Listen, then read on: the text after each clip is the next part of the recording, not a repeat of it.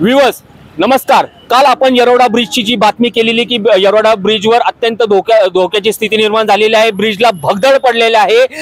ते आपल्या बातमीनंतर कुठेतरी आज महानगरपालिकेला जाग आलेली आहे व तुम्ही बघू शकता त्यांनी हा येरवड्याचा जो मुख्य ब्रिज आहे ते त्वरित त्यांनी बंद करून घेतलेला आहे। दोन्हीकडनं बॅरिकेड्स लावून घेतलेले आहे, पोलीस बंदोबस्त आहे। त्यांनी टोटल ब्रिज वाहनांसाठी टोटल ब्रिज बंद करून घेतलेला आहे व हे जे भगदाड्याचं जे दुरुस्तीचं काम होतं ते त्यांनी आता कुठेशी करून घेतलेला आहे।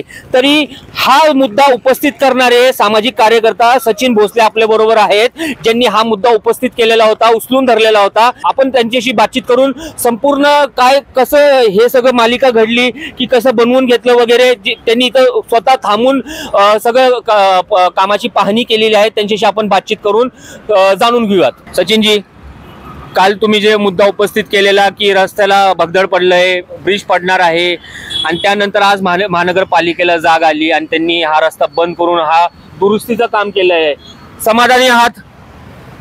समाधानी तर म्हणता नाही येणार, पण प्रथम मी न्यूज.चॅनलचे आभार मानतो, कारण त्यांनी म्हणजे चॅनलनी एवढी दखल घेतली आणि त्वरित तो व्हिडिओ व्हायरल झाला। व्हायरल झाल्यानंतर त्यांनी पालिकेला टॅग केलं होतं, पालिकेच्या साहेबांनी तो व्हिडिओ पाहिला आणि त्वरित दखल घेत हा रातोरात हा जो खड्डा आहे पुलावरचा दुरुस्त केला। पण सांगण्याचा मुद्दा असा आहे की ह्यांनी खड्डा दुरुस्त केला त्यावेळेस आम्ही तुमच्या चॅनलच्या माध्यमातून हा जो खड्डा आहे हा दुरुस्त करा, पण त्याआधी इथं वाहतूक चालू होती, ती वाहतूक बंद करण्याची मागणी केली होती, कारण ह्याच्यावरून जर गाड्या गेल्या तर ते खराब होणार होतं। मग त्याच्यानंतर ह्यांनी ते दुरुस्त केलेलं आहे आणि मागणीप्रमाणे हा पूल बंद केलेला आहे। पण मेन मुद्दा असा आहे की हा जो पूल आहे हा व्यवस्थित रिपेअर झालेला नाहीये, कारण नेमका सांगण्याचा मुद्दा असा आहे की हा फक्त हे एपॉक्सी म्हणून केमिकल वापरलेले त्याच्यामध्ये, ते जर 4 दिवस सुकलं नाही आणि त्याच्यावरून परत गाड्या गेल्या तर तसाच भगदड पडण्याची दाट शक्यता आहे। तुम्ही बघू शकता इथे केमिकलचे डबे पडलेले त्या एपॉक्सीचे, त्या केमिकलच्या डब्यांचा वापर करून हे बनवलेलं आहे, पण ते कुठपत योग्य आहे 4 दिवस जर ठीक राहिलं तर। सचिनजी, तुम्ही इथं थांबून हा रस्त्याचं काम आता ठेकेदारांबरोबर पण तुम्ही बोलत होता, त्यांच्याशी ते बोलत होते, पण जर का सुकला नाही हा म्हणजे जे त्यांनी काम केले ते सुकलं नाही तर परत हेच प्रॉब्लेम होणार आहे। हा, परत हाच प्रॉब्लेम होणार आहे। तर आमची प्रशासनाला अशी विनंती आहे की हे जे सस्पेन्शन आहे या पुलाचं हे 100% व्यवस्थित तुम्ही दुरुस्त करा, त्याच्यानंतर पूल चालू करा।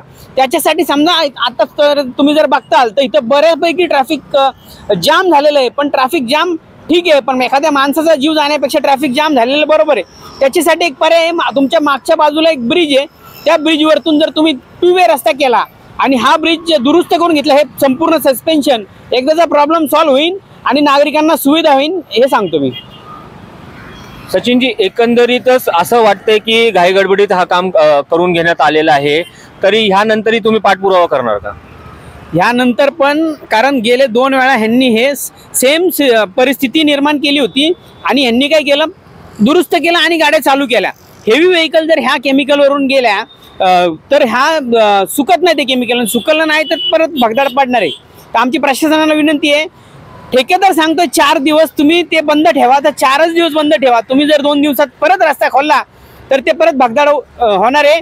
आणि आमची अशी विनंती आहे की बोलता बोलता अधिकाऱ्यांकडून आम्हाला कळालं की पालिका प्रशासन हे सस्पेन्शनसाठी परवानगी देते, पण RTO परवानगी देत नाही। तर आम्ही स्वतः पत्र व्यवहार करून बाबा हे परवानगी द्या, हे सस्पेन्शन पूर्ण नीट करून घ्या, ही आमची मागणी आहे। थोडक्यात रस्त्याचं काम आता आज पुरतं ह्यांनी बंद करून रस्त्याचं काम करून घेतलेलं आहे, पण त्यांनी समाधानी न होता सचिन भोसले यांचं असं म्हणणं आहे की जेव्हा पालिका हा सस्पेन्शनचं म्हणा ब्रिजचं काम करायला पूर्णपणे त्यांची तयारी दाखवत आहे, तर कुठंतरी RTO तिथं त्यांना परवानगी देत नाही रस्त्याचं बंद करायला। आणि त्यांची अशी मागणी आहे की 2 दिवस नाही 4 दिवस ब्रिज बंद ठेवा आणि हा रस्त्याचं काम एकदाच काहीतरी सोक्ष लावा, ह्याला नीट आणि पूर्णपणे दुरुस्त करून घ्यावा। न्यूज.साठी मी जोएब शेख, पुणे।